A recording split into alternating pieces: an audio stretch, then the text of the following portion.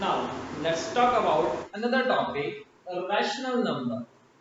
Rational number, अब हमारे पास numbers को हम और कैटेगराइज करते हैं. फर्दर टू टाइप्स के नंबर आते हैं हमारे पास, rational number and second one is irrational number. Rational number or irrational number. So rational numbers are those numbers which can be written in the form of P upon Q.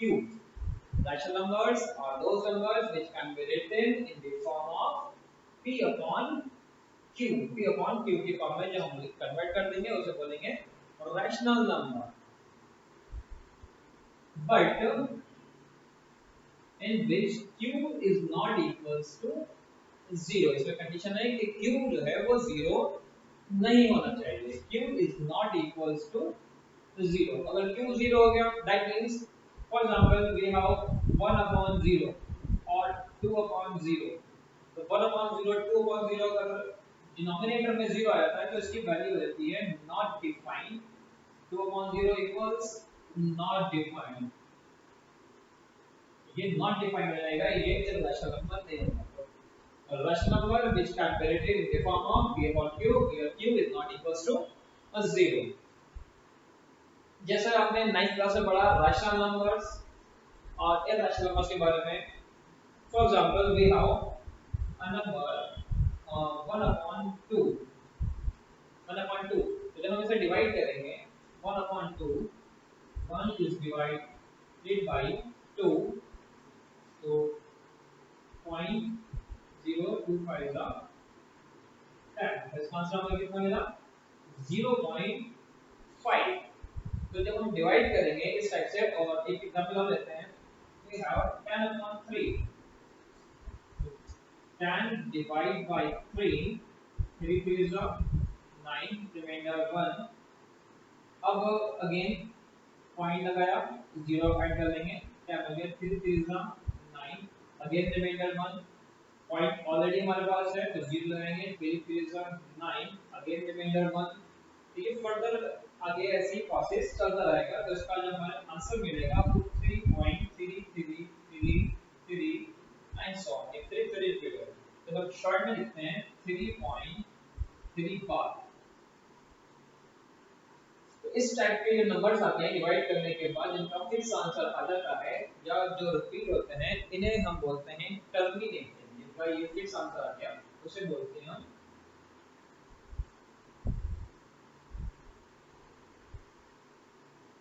Terminating.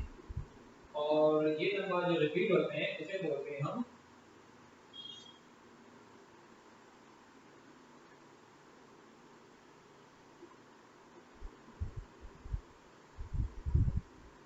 Terminating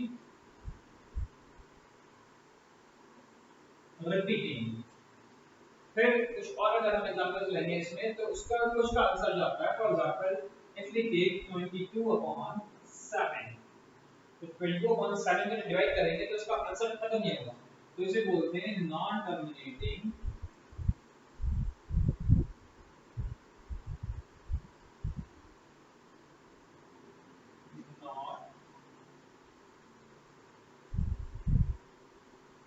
repeating. non terminating non repeating. तो इसमें जो terminating और terminating repeating होते हैं ये होते हैं हमारे rational numbers. और ये नॉन टर्मिनेटिंग नॉन रिपीटिंग ये आता है हमारा irrational. क्लियर?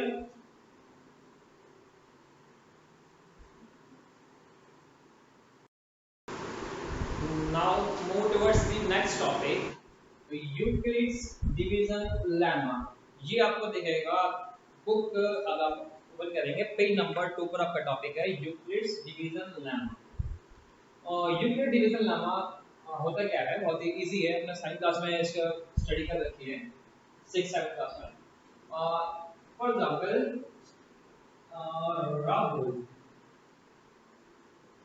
राहुल सपोज करते हैं एक लड़का है एंड ही हैज 13 पेन्स और उसके पास 13 पेन्स है। क्लियर? अब उसे इन 13 पेन्स को ऐसे बॉक्स में रखना है जिसमें सिर्फ 2 पेन्स आ सकते हैं। ऐसे बॉक्स में रखना है जिसमें कितने पेन्स आ सकते हैं? मैक्सिमम 2। तो जब ये रखना शिफ्ट स्टार्ट करेगा तो कितने इसके पास आ जाएंगे? 1 2 3 4 5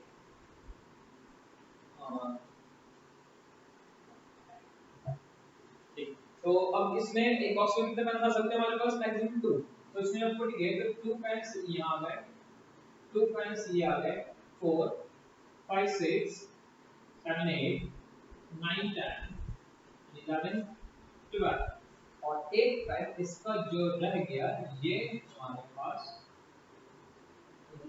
ये एक पेन जो है ये रह गया हमारे पास, ये बॉक्स में नहीं आया।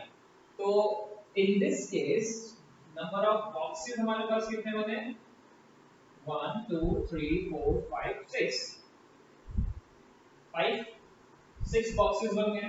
नंबर ऑफ पेन्स कितने थे हमारे पास टोटल? कितने थे? 13। और जो बच गया हमारा पेन वो कितना आएगा?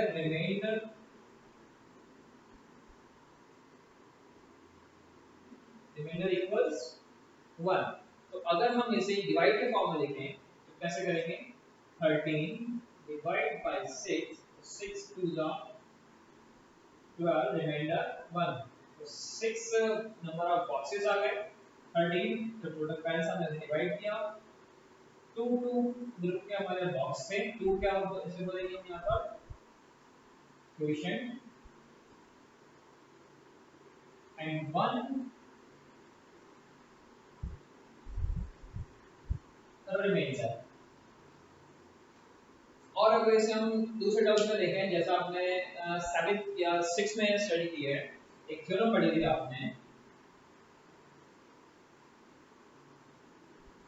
Dividend equals divisor into quotient plus remainder. ये सब लोगों ने पढ़ा रखी है। तो यही इस थ्योरम को हम बोलते हैं यूक्लिड्स डिवीजन लेमा, और यहाँ पर हम इसे लिखते हैं a equals dq plus r। a equals dq plus r भी इसके फॉर्म में लिखेंगे। इन दिस a 13, अगर हम इसको इस फॉर्म में लिखें तो क्या करेंगे हम? 13 equals 6 into 2 plus remainder 2 1। 13 equals 6 to the 12 plus 1 13। ये आ गया हमारा यूक्लिड्स डिवीजन लेमा। अब इसके हेल्प से हमें फाइंड करना है यहाँ पर HCF। Okay, now tell me what is HCF? HCF. HCF means highest common factor, simple, highest common factor। अगर मैं आपसे कहूँ कि find the HCF of 16 and 24, 16 और 24 का मुझे HCF फाइंड करो, तो क्या करना है? सिंपल, हमें 16 के फैक्टर्स करने हैं, 24 के फैक्टर्स करने हैं, जो कॉमन है वो इसका HCF। 16 8 2 16, 24 8 3 24, HCF equals 8। 8 क्या आ गया इसका? HCF आ गया। अब हमें इसी में ही आपने 8 क्लास में पढ़ा है, find the HCF of 16 and 24 by long division method। long division method हमें यहाँ अप्लाई करना है। कैसे करते हैं इसके एक बार रिवीजन कर लेते हैं। If a question is given that find the HCF of 16 and 24 by long division method. Find the SCF of long 625 by long division method. So simple. 24 divided by 16. 16 1 the 16 remainder 8. अब इसको इसमें क्या करेंगे, ये जो 8 हमारा रिमाइंडर आया, इस रिमाइंडर से इस जो डिवीजन है हमारा, इसे हम फर्दर डिवाइड करेंगे. Then 16 further divided by 8 and 8 2s are 16 remainder 0. अब इस केस में हमारा रिमाइंडर कितना आ गया, 0 आ गया. अब जब रिमाइंडर 0 आ गया तो ये रिमाइंडर 0 किससे आया, इसका डिवीजर क्या था हमारा 8. 8 से 0 आया. That HCF of 16 and 24 equals 8. हमारा HCF क्या आया, 8 आया. ये लॉन्ग डिवीजन मेथड, ये फैक्टराइजेशन मेथड, ये आपने दोनों 8th क्लास में स्टडी कर रहे हैं. अब आपका जो फर्स्ट क्वेश्चन है वो फर्स्ट क्वेश्चन यही है, exercise 1.1 question number 1. Find the HCF of the numbers given होंगे this and this by Euclid's division lemma. तो आपको भी इसका HCF फाइंड करना है. So we have first question, exercise 1.1 question number 1. First, we use Euclid's division algorithm to find the HCF of 135 and 225. तो simple हमें 135 and 225 का HCF find करना है. तो फर्स्ट इसमें क्या करेंगे हम, इस स्टेप 1 फर्स्ट स्टेप में क्या करेंगे, इसे डिवाइड करेंगे. 225 डिवाइड बाय 135. तो 135 टू द तो मोड ज्यादा हो जाएगा. 225 से क्या करेंगे, 135 1 द 135 0 90 क्या रिमाइंडर 90. क्लियर. तो पहले हम इसे मैं एक काम पहले इसे रफली करते हैं, बाद में इसे फेयर करते हैं. तो रफ में कैसे करेंगे, हमने क्या किया, 225 डिवाइड बाय 135 135 135 रिमाइंडर कितना है हमारा 90. अब क्या करेंगे, इस 90 से हम फर्दर डिवाइड करेंगे 135 को. तो 90 बन 90 90 मतलब 90 ज्यादा हो जाएगा, तो 90 बन 90 रिमाइंडर 45. अब इस 45 से हम फर्दर डिवाइड करेंगे इस 90 को. 45 टू द 90 रिमाइंडर 0. अब रिमाइंडर 0 आ गया इस केस में. तो हमारा HCF कितना है, किसका आया है 0 45 से. तो हमारा HCF इक्वल्स कितना हो जाएगा 45. अब हमें क्या करना है, इस पूरे प्रोसेस को यूक्लिड डिवीजन एल्गोरिथम के अकॉर्डिंग लिखना है. सिंपल सा बस हमने क्या करना है, इतना एक स्टेप के डिवाइड करेंगे, इसके बाद according to Euclid division algorithm या by Euclid's division algorithm, by Euclid's division lemma या algorithm, 225 equals 135 into 1 plus 90. Simple. Step 2.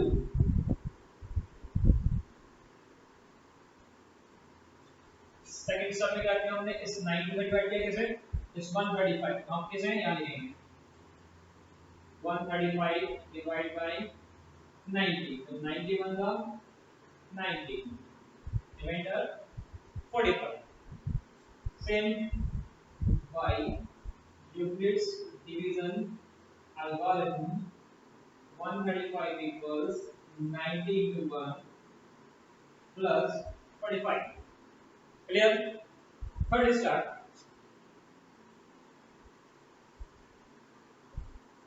अब इसका रिमाइंडर कितना 45, इससे डिवाइड करेंगे इसको 90.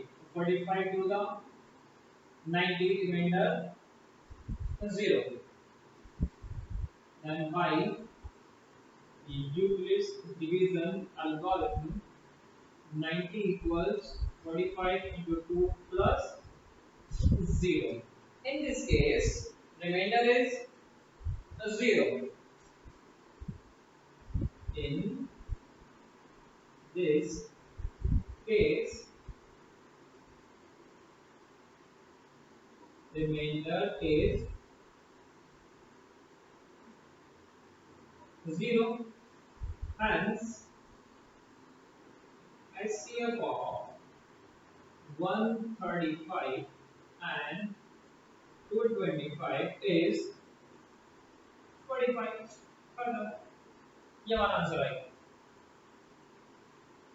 सिंपल इजी सा स्टेप है। स्टेप फर्स्ट में क्या करना है, हमें डिवाइड करना है। डिवाइड करने के बाद यूक्लिड्स डिवीजन एल्गोरिथम के अकॉर्डिंग भाई a equals divide equal divide कर इनटू इक्वेशन प्लस रिमाइंडर इसके फॉर्म में कन्वर्ट करना है। फिर नेक्स्ट स्टेप में डिवाइड करना है, उसे लिखना है। थर्ड स्टेप में डिवाइड करना है, इसे लिखना है। जब तक हमारा रिमाइंडर 0 नहीं आ जाएगा तब तक हम इसे डिवाइड करते रहेंगे। जिस स्टेप में हमारा रिमाइंडर 0 आ गया उसका डिवाइजर जो है वो उसका एचसीएफ है। क्लियर? अब इसी हेल्प से आपको क्वेश्चन नंबर 1 के question second and third part करना है, जिसको जो भी समझ में नहीं आएगा वो इंशाल्लाह आप पूछ सकते हैं।